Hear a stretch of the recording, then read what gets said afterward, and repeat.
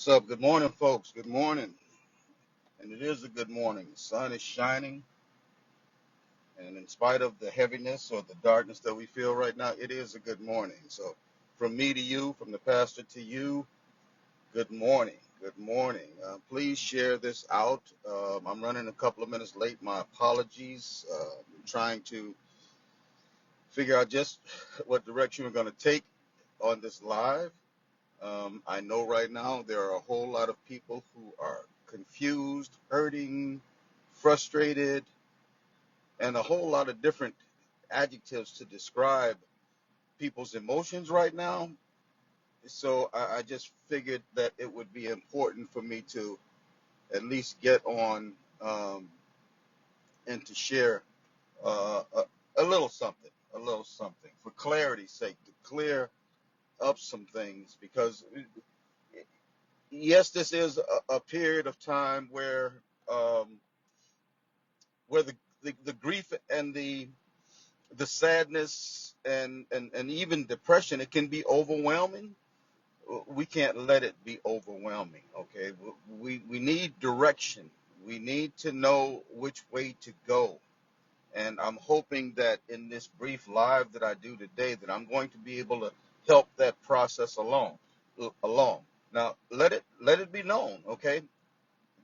I, I I'm not good either, okay, at all. Um, what does Smokey say? The tears of a clown. Take a good look at my face. You see my smile looks out of place. If you look closer, it's easy to trace the tracks of my tears.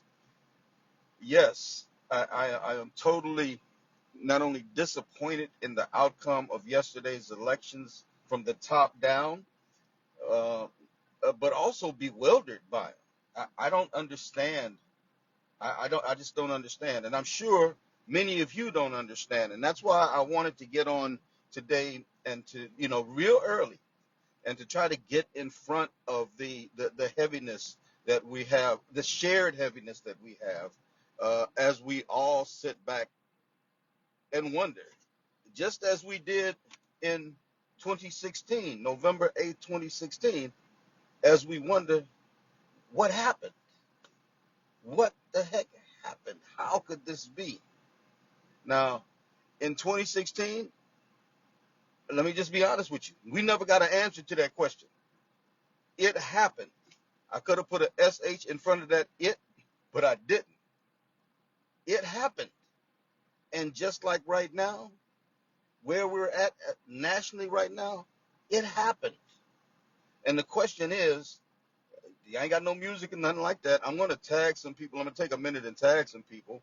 The question is, though, as I have in the status for this post, is according to the final book, the fourth and final book that Dr. King wrote.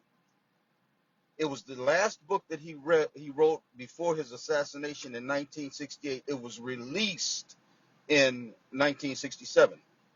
And the title of it is Where Do We Go From Here? Chaos or Community? And that's going to be the foundational subject for what I want to talk about this morning. But let me see if I can get some folks tagged up. Y'all please share this out. Tag button probably don't work like it usually does, okay? But I'm going to try it anyway. Good morning, everybody, and welcome to Facebook Live with the pastor. And I'm going to say it again. It is a good morning. It's not the morning that we anticipated. It's not um, the smile and feel good time that we anticipated, but it is a good morning because we do have the ability to stand up, to get up, and to muster our forces together in order to present a united front. Trying to get some people tagged up right quick. Hopefully we'll get some more people on. Please share this out to your friends and everything, and invite them to come on, because there's a whole lot of people in our community right now that are hurting, and I don't care what ethnicity you are. There are people that are hurting right now because of the outcome of last night. It makes no sense. And when things don't make sense, it's very easy for us to fall into that pit of depression and hurt and frustration, uh, and that's natural. That's natural. We have natural feelings that and emotions that we were gifted with through creation that allow us to feel this way, and it's okay. But the question is, what are we going to do with it? What are we going to do with it? How are we going to channel the hopelessness that we feel right now into into action, into action, into actually mustering ourselves together in order to stand up and to have a voice in a time where the voice is definitely, I believe, going to try to be silenced. Okay. Well, I think that's enough for me tagging people right now. Okay. Yeah. Because I want to get into this thing, and I don't want to delay it any. Um, but again, it's something that I felt needed to happen. This open conversation based on the words of Dr. King in the title of his 1967 book, his fourth and final book, entitled "Where Do We Go From Here? Chaos or Community?" Okay. First off, let me start by congratulating all who, well, not that good of a morning. Well, it could be a worse morning, Alan. It could be a morning where we don't still have the ability to get up, where we don't have the ability to actually organize. It could be a morning where not only the seeds of fascism have been planted, but where that fascism has literally borne fruit. And the freedoms that we have, we could not have those. It could be one of those mornings. So yes, it is a good morning for me. Now, to you be your way and to me be mine. I'm not going to take that route back down that hole, because for some reason or other, when I go down that route and I don't look at the way things can be, and I look at the way that I think things are, if I don't look at the way things can be, I stay stuck right there. And when we stay stuck right there, the other side wins. They win, and we can't let them win, brothers and sisters. We can't do that. Okay. Yes, we did not win in the election cycle, but that doesn't stop us from winning on the ground level. Okay. And I don't mean anything of anything other than through social justice triumphs. Okay. All righty. Where do we go from here? Chaos and confusion, or community. First thing I want to say, though, again, congratulations to all who ran for office. Okay, I'm not going to pinpoint any out or anything like that. All who ran for office, I want to congratulate you, because it takes a winner to actually get in the race and run for the seats. I'm not going to talk about the other side. I'm going to talk about them later. Those other ones who ran, who I did not support. Let me just put it that way: who I did not support. Those who I feel that are actually a threat to our nation, and importantly to our community. Yes, I know Martha Sue. I know Crushed, and me also. And that's why I feel like it's necessary to do that, to build on that negative energy that we have right now, and offer a way to turn that negative energy into a positive energy, something that we can build from. Okay. But yeah, to all who ran, congratulations. Thank you, because anybody who ran, you're a winner. Okay. If you ran for the right motivations and right reasons. Okay. There are others who ran, it wasn't for the right motivations and right reasons. Those are losers, but that's all right. Those that ran for the right reasons, right motivations, you're winners no matter what. Okay. For the winners who run, congratulations. Okay. Congratulations. Now,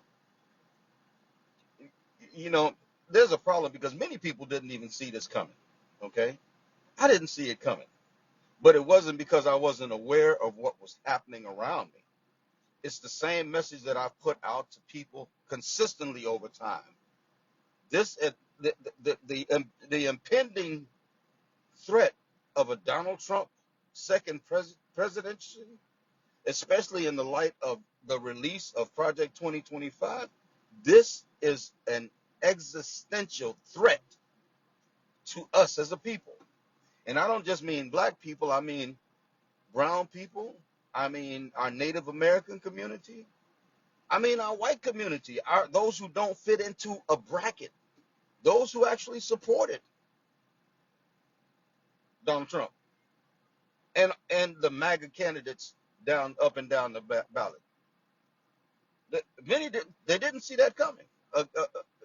A lot of us did. A lot of us did. As of right now, because the installation hasn't happened, right now the threat is a mindset.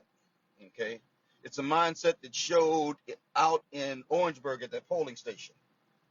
How that guy went into the polling station, right, with a Trump hat on, knowing darn well you can't wear that in a polling station, and got confrontational with the poll workers there, who all just happen to be women and all just happen to be black women. Got confrontational with them, calling them out of their names and everything, putting his finger in people's faces. He went in there with that intention. It's that mindset. That's the phase that we're in right now, where it's dangerous. It is dangerous. And to make it so bad, in that situation up there, the mindset of white supremacy did what white supremacy does best. It charged the poll worker with assault and battery.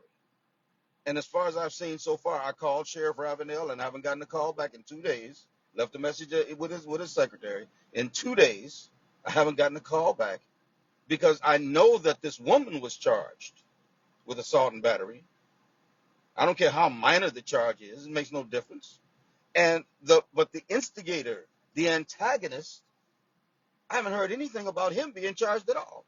White supremacy at its finest, and unfortunately being utilized through a black sheriff. You know, because again, I haven't heard back from him. Chef, what's going on? I understand it's your birthday. Happy birthday, brother. I wish I had a better birthday present for you, but maybe this conversation will pull that out. Okay, yeah. Um, but I had a conversation with somebody very close to me earlier today who had made a comment about this being, well, maybe if the party had done better or whatever, the Democratic Party or whatever. And I had to counter that a bit. And I wrote these words, okay? I wrote, it shows me that there are a lot of intellectually challenged people who didn't recognize an existential threat to them and their children that has nothing to do with the party. This ain't had nothing to do. The decisions for those who supported Trump and the decisions of those who did not go vote and the decisions of those who just said, I can't support the Democratic Party, all of that's stupid. It's stupid because you didn't realize the threat that was there. Blaming the party is like this, and I wrote it. I said, if someone at Walmart threatens you and your children, you don't blame the store. You blame the threat. You go after the threat. You eliminate the threat. So in this situation, Donald Trump, the MAGA community, Project 2025, Moms for Liberty, they are the threat. And blaming the party is ridiculous. To blame the store. You blame the threat. And you go after the threat. And if people ahead of time would have understood the seriousness, because everybody didn't. That's right, education.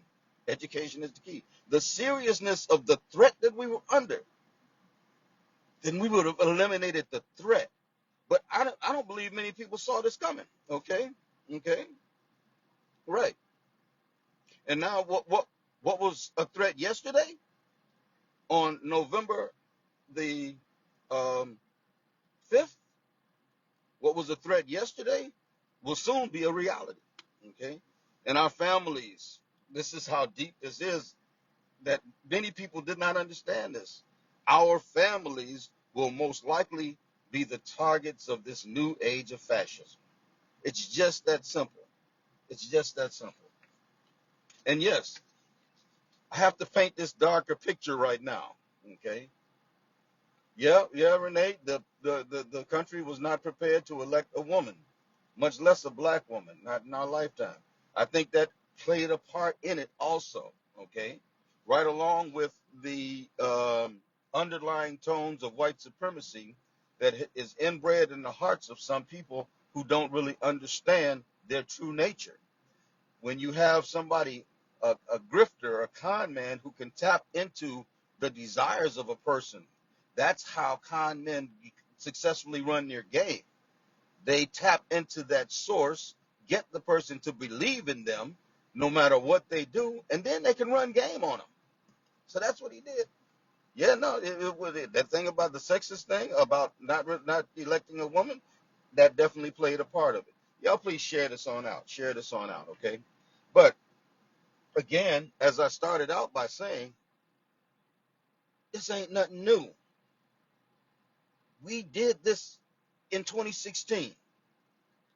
In 2016, on November the 8th, 2016,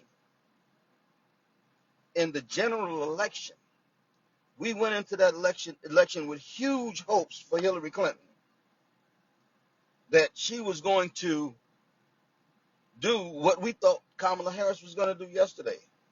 And ultimately, as we sat at watch parties and looked at the numbers, we did the same thing that we're doing now. What happened? What the heck happened? How did that happen? The questions were there. The day after, November the 9th, how did we let this lunatic win? Same questions we're asking today. So it's nothing new. It's not, oh no. Thank you, Kevin. I appreciate that. Thomas Dixon don't need to be president. What Thomas Dixon needs to do is motivate a bunch of more presidents. Everybody on here needs to be ready to go into the presidency. All right, that's what my job is. That's my black job, my human job. But you see, what happened though 8 years ago is what needs to happen right now.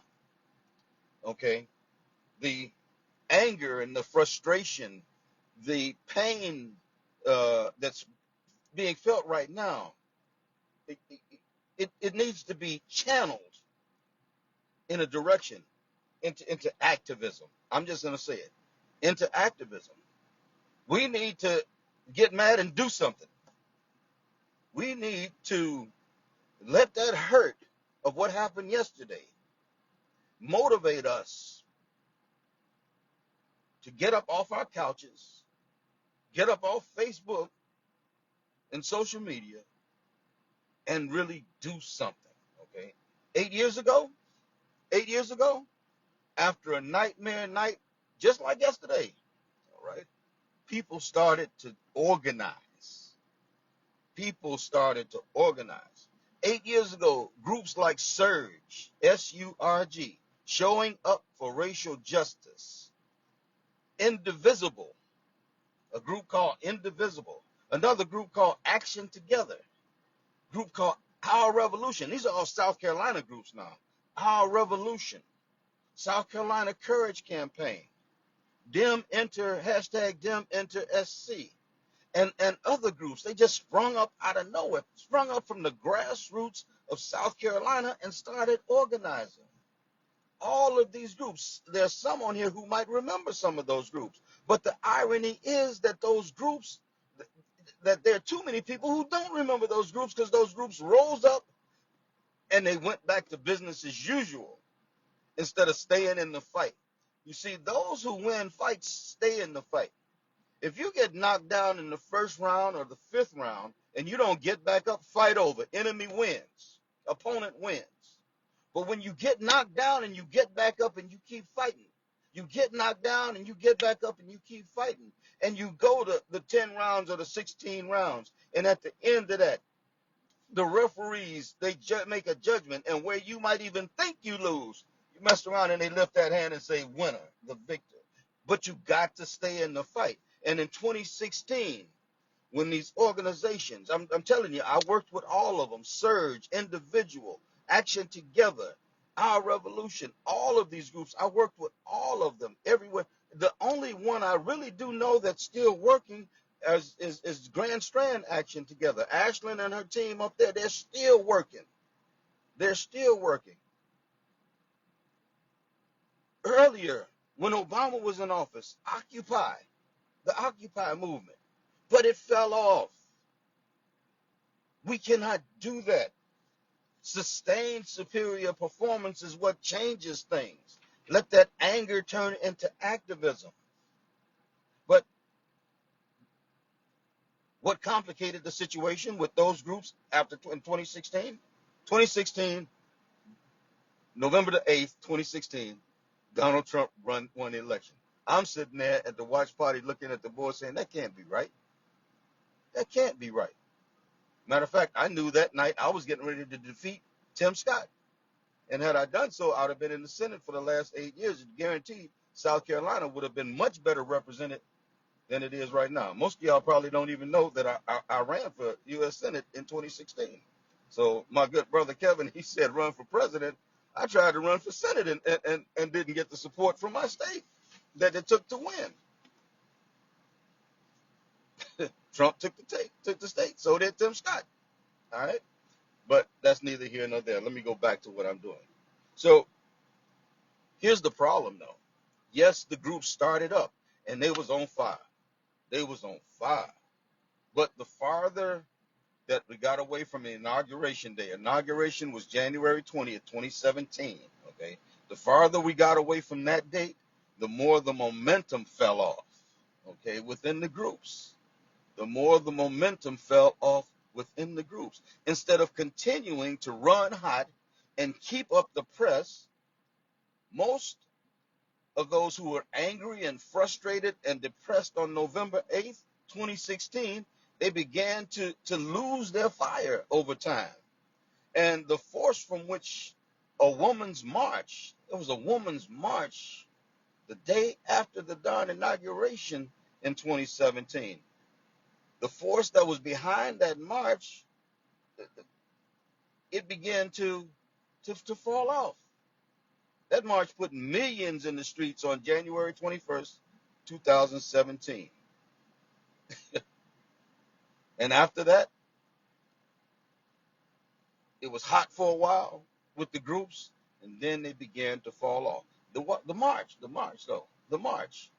the women's march. Some of y'all remember, some of y'all participated. I participated right here in Charleston myself in support of the women's march. But according to an estimated 2.6 million people took part in 673 marches in all 50 states and 32 countries around the world, with the largest march taking place in Washington, D.C. 2.6 million people. This was January 21st, the day after the inauguration on January 20th, 2017. The day after was the Women's March, and an estimated 2.6 million people around the world. 673 separate marches in all 50 states, 32 countries came together and said, y'all done messed up. We're ticked off. We are frustrated. We're mad. We're angry. They had the little pussycat caps on, pink pussycat hats. It was incredible, an incredible show of power and force. 2 months after the election, 76 days after the election, these women organized one of the most amazing unified efforts I have seen in my years of activism. Crowds were so large in some cities that even just marching was almost impossible. In Chicago, the crowd swelled to over 150,000. In New York, the number was about 400,000. In Boston, more than 100,000 people came together. Oakland, California, 60,000. San Francisco, across the bay from Oakland, 100,000. Right here in Charleston, we had anywhere from, I guess, from 700 to 1,000 people downtown marching ourselves, fired up and ready to go. Because on November the 8th, the impossible happened.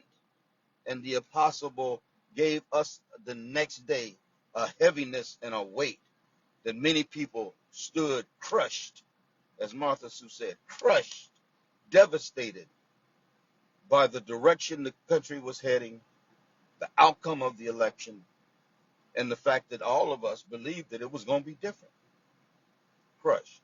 But they turned that anger, that frustration into activism, and that led to the Women's March on the day after the inauguration, January 21st of 2017, that put 2.6 million people in the streets with one common cause: to express dissatisfaction with this new administration under Donald J. Trump.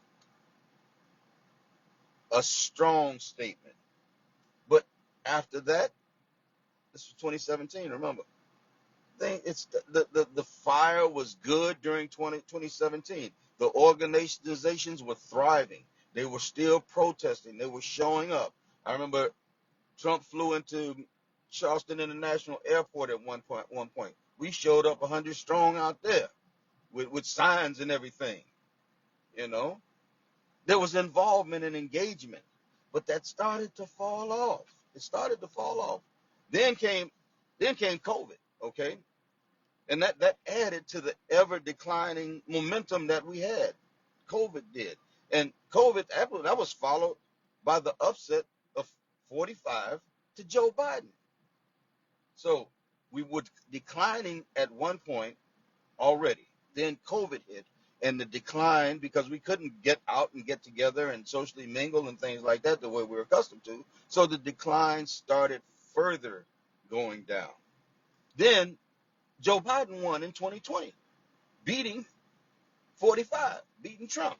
Okay, and no doubt, as people at that point, I know I did. We all breathed a sigh of relief because of Joe Biden's 2020 win. Okay, but that 2020 win with Joe Biden, and gotta pay attention to it. It acted as a placebo, a fake medication for the pain that generated the activism in 2017. An activism that at that point had been declining so far that at this point it was now mostly inactive, passive activism by the time we hit 2020. So his election just gave us a reason to say, oh, we won. We good to go. All these organizations, now the names have passed on into obscurity. Most of you all here don't even know or recognize the names that I mentioned before, because they've passed on into obscurity, because they didn't stay the course. Again, Indivisible Grand Strand, still going strong, man. Shout out to everybody there, all of my friends. Okay, but the passivism, that inactivity, the placebo of Biden's election, we felt, oh, we good now. But then came January 6th, right? And we still didn't get fired up. Then came the frivolous lawsuits dealing with Stop the Steal. And we didn't get fired up. We didn't start organizing.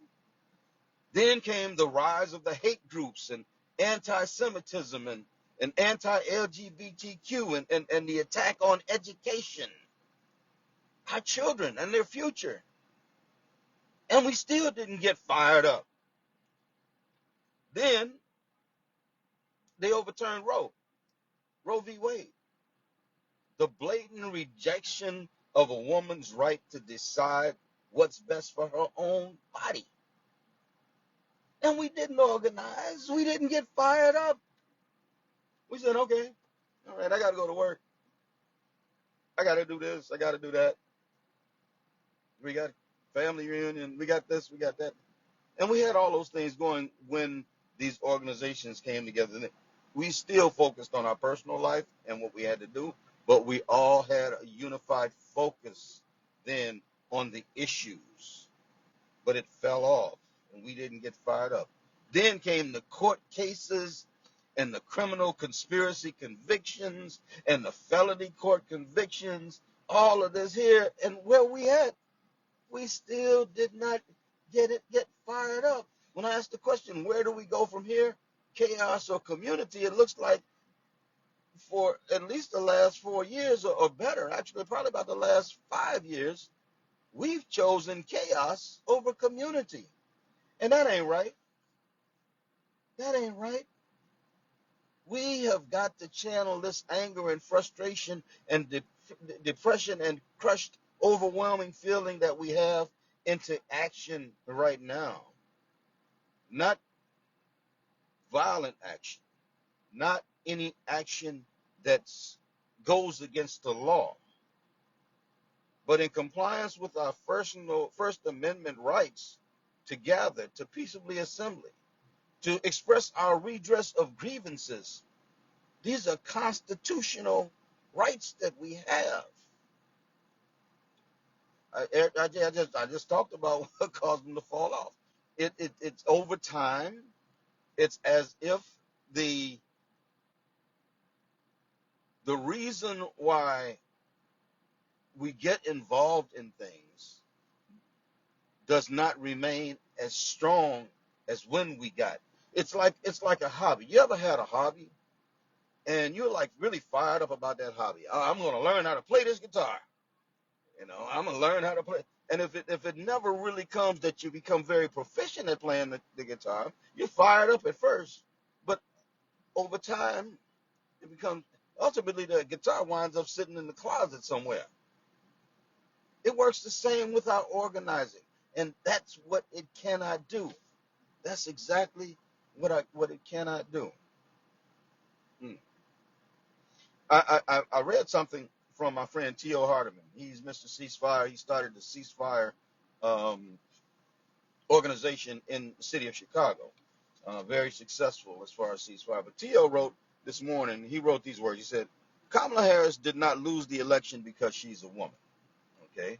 And I saw, Renee, that you put that on there. And this is T.O.'s take on it. Okay? I'm not saying that he's totally right in that. Okay? Because I also believe that there was a fair amount of discrimination against her because she's a woman, and then another fair amount because she's a black woman.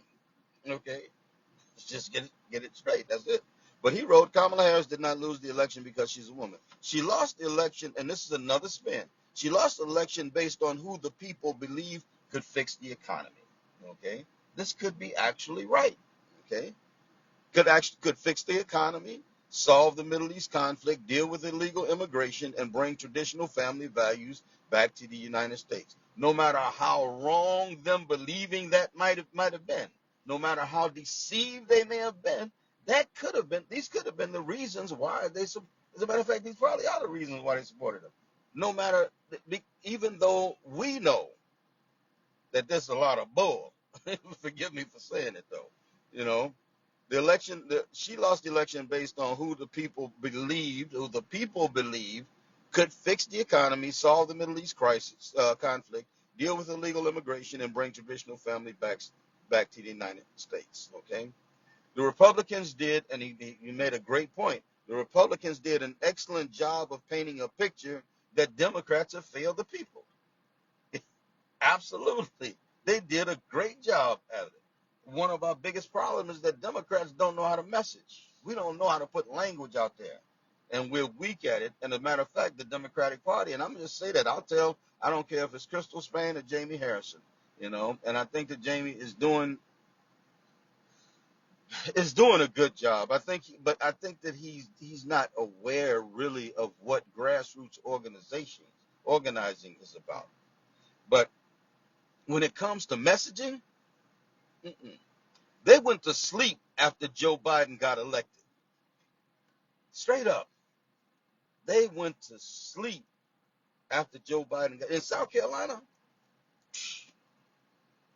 Instead of pressing, instead of putting out all of the information that was so readily coming out of the White House of all the great things that Joe Biden was doing and how those things will impact us at the community level. The Bipartisan Safer Communities Act, all of the things that he did, the CHIPS and Science Act, everything that he's done, the way that the infrastructure bill, how these things will create jobs for us right here. They did not advertise any of that.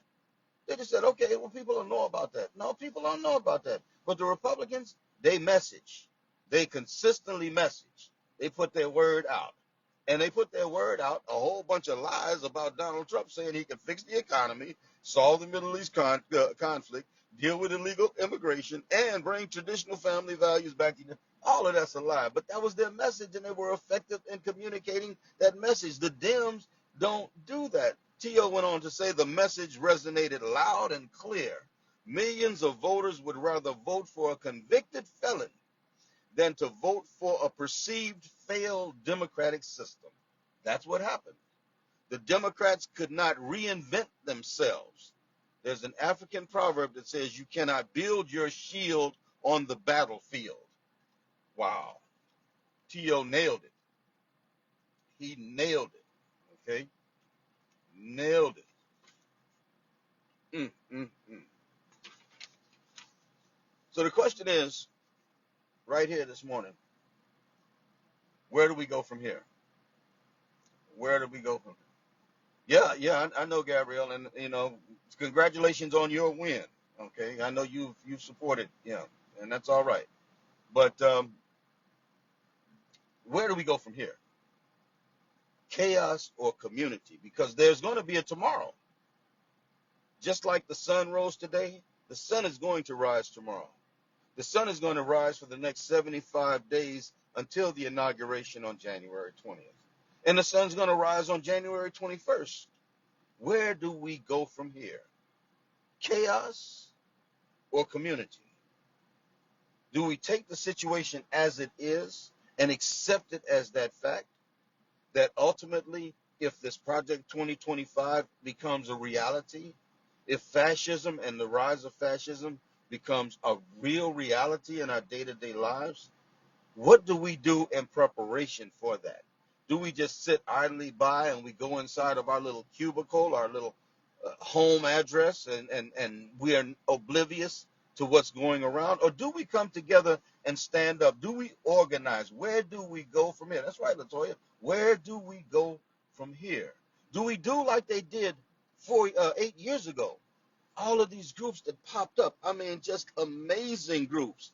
Amazing groups. I mean, showing up for racial justice, Surge, Indivisible, Action Together, Our Revolution, Dem Enter, the South Carolina Courage Campaign. All of these rose up, but they fell by the wayside. What are we going to do? Are we going to do something now? Are we going to come together? Are we going to raise up and come together and join together? Right here in the low country, I'm going to leave from the presidential spot right now and just come down to the low country. I put out information about candidates that I know are dangerous and are not the kind of people that are going to benefit our community. I put that information out. 19 candidates, 19 of them. Some of them in the South Carolina State House, in the South Carolina Senate, and House of Representatives. Others in our Charleston County, Berkeley County, Dorchester County, and Colleton County school board races. Dangerous people. Yes, they are MAGA Trumpers. Okay? 19 of them. You realize 13 of those 19 won seats? 13 out of 19 won seats. And only like 2 of them were incumbents, had been in the office already. That's crazy. We got some very dangerous people that are now serving in positions in our General Assembly and on our school boards. And they don't mean us any good. So what are we going to do? That's the question. That's the question. Somebody said earlier, right, that it's a time, right now is a time for us to heal. And I agree. And that's one of the reasons why I'm doing this live right now, because it is a time for us to heal. Okay. But I had another friend that he said, I disagree with that. Okay. He said, there is no healing from this wound. And sometimes I think that's the best way to look at it, because a healing wound, sometimes we forget that it's a wound. We forget that it was even a wound. It might leave a scar, but but if the wound is gone, maybe we're not in pain the way we were, and because of that lack of pain, we fall off in our diligence for taking care of the wound. So he said, "There's no healing this wound." I believe that there is healing, but I believe it's what we do. But what he said was, here's the healing. Okay, is what he didn't realize. He gave the answer after he said there is no healing. He said it's a time to build an underground railroad for our daughters, for our minority groups, immigrant families, and LGBTQ plus friends and family. Now, I'm not going to say it's time to build or to start a physical underground railroad to go somewhere else, because this is my country. I don't know about y'all, but I'm not going nowhere. And I'm going to stand up for my rights and the rights of others as long as this is my country. I was born in this country. My mother and father were born in this country. My grandparents were born in this country. Even though I don't know where they came from, I don't know their roots. You see, as a black man, I don't have that way to trace my ancestry. I can't say my the only thing I can say is my folks came probably through the port of Charleston and wound up on somebody's plantation here. That's the only thing I can say. And because I'm light skinned, I know that somewhere along the way, some woman in my lineage got violated by somebody that wasn't black, that wasn't African. Okay, that I can say. Okay, but as far as establishing some type of underground, I think metaphorically speaking, we need to go to the organizing efforts under the table, crafting strategies in order to offset and to supplement the potential mess that's going to come during this phase, the 76, that 75-day phase, because the threat is out here. Again, Orangeburg, the bomb threats in Georgia, all of these different things. Okay, one of the guys that won, one of the MAGA candidates that won last night, he put a post up on social media talking about we can join his militia.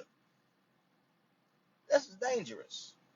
And this is a guy that's got a house full of guns, a house full of guns, maybe 80 or 90, 100 some odd guns, okay, in his house. And he likes to display them, you know, Barack Obama said. Yeah, and he likes to display them. Dangerous. But we have got to decide what side of the future for our children that we're going to stand on. And not only temporarily, not like the previous. And I shout out, man, much love to all of the organizations that rose up after the 2016 election. Much love. And the job that was done. But sustained superior performance is what really turns the tide. We can't get in this thing and then fall off. We got to stay hot for it. People talk about me because they say, man, you just been around so long. Yeah, because I realize that it's the longevity. Those who stay in the move are the ones who make change. Not these this ain't no pop-up activism. You can't do that. It doesn't work. You might get, as a matter of fact, the other side is banking on pop-up activists. They're banking on you getting hot for a second and then falling off. They will tell themselves in their own back rooms, oh, we ain't got to wear it. Let them blow off steam. I know the police do that. Let them blow off steam. They'll be all right. Then they're going to go back to business as usual. And we ain't got to worry about them no more till they get fired up again. No, when are we going to actually start a movement that's going to be sustained, that's going to continue to grow and to build? Just think if 8 years ago, 2016, those organizations that started then, if they still would have been on the ground working now, how powerful our grassroots organizing efforts would be. And that only works, though, when we learn how to work together, too. It only works when we learn how to work together. School Board Member Yvonne Bradley, thank you for checking in. I really appreciate you. Congratulations. And congratulations again to all of those who ran along with you. You all are winners. All of you are winners. Okay? And we just know what the fight is. So I'm going to close that out here right now. Where do we go? Where do we go? Y'all holler at your boy. Hit me up. Let me know what you want to do, where you want to go. Okay? I promised my wife I would stay home today. Yesterday too. And I'm going to honor that promise. Even though I'm sitting in my car, I'm sitting in my car out in front of my house. I'm going to honor my promise to her and stay in. But I'm not going to stay in without thinking about next steps, what we can do to create community that will push back against the chaos that could possibly be on its way. Okay. Now I got another live that's going to be coming up real soon because I got numbers. I got numbers. I got numbers from Charleston County, Berkeley County, Dorchester County, and Colleton County that I want to share with y'all because there's some people out here who really need to see just how much they contributed to this mess that we're in right now. And the only way to do it is, and I hate to talk numbers and data and stuff like that. That's really not me. That's why I don't get invited to speak at a lot of places because I don't come in with all them numbers. Because at the end of the day, talk all them numbers, and when it comes time to get in the streets, all people got is a bunch of numbers to go on. They ain't got nothing in their heart to say get up and fight. Okay. But I'm going to bring the numbers, though, associated with this election yesterday for those counties, okay? Not necessarily for the presidential race, but for all of the other down ballot races, just to see where we failed ourselves at, okay? And I hope that I'm wrong. I haven't finished compiling the numbers, but I hope that I'm wrong. But we'll know. If I'm wrong, I have a live in order to apologize and to show why I have to apologize. If I'm right, I'll have the live in order to show where everybody else needs to apologize at. Okay? So listen, y'all take care. Thank you all for who got on. I really appreciate y'all this morning. And I hope that that heaviness and that weight that's on your shoulders, the darkness right now. No, look beyond that because we have got to get busy. It's time for us to not develop the Eeyore syndrome. Oh, woe is me. Because tomorrow is coming. And this new administration is coming. Unless something drastically happens. Okay? Uh, get ready. Get ready. And the longer we wallow in our misery, the less we can get accomplished. So holler at your boy. We'll see what we can do about where do we go from here. Chaos or community. I choose community. I don't know about you. I choose community. Y'all take care. Have a blessed day. Okay? Have a blessed day. And don't let this darkness overcome you. Because there will be another day. Light is coming. But we need to be the light in this world to facilitate that, to make sure that the darkness at least has some kind of checks and balances on it so it don't just run rampant.